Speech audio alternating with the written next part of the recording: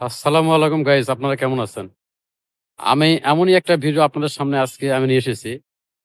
Honda NX200 এর top modify.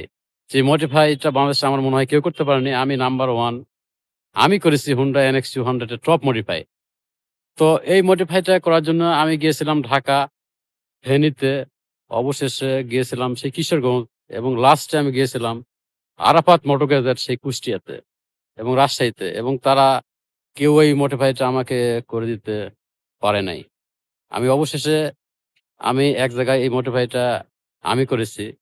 আজ আমি আপনাদের মাঝে দেখাবো সেই Honda NX এর টপ মডিফাই। আমার মনে হয় না এই Honda NX200 এর টপ মডিফাই বা এই মডিফাইটা কেউ করতে পেরেছেন কিনা? আমার মনে হয় করতে আপনারা পারেন নাই। কিন্তু আমি করেছি। আজ আমি আপনাদের সেই দেখাবো Honda NX200 এর টপ মডিফাই। আপনারা ভিডিওটা স্কিপ করবেন না। ভিডিওটা আপনারা দেখেন স্ক্রিনের আমি যে গাড়ির লুকটি আপনাদের এখন বর্তমান দেখাচ্ছি এটা অর্থাৎ এই Honda NX200 এর পিছন সাইডটা এটা একটা ভাইরাল লুক।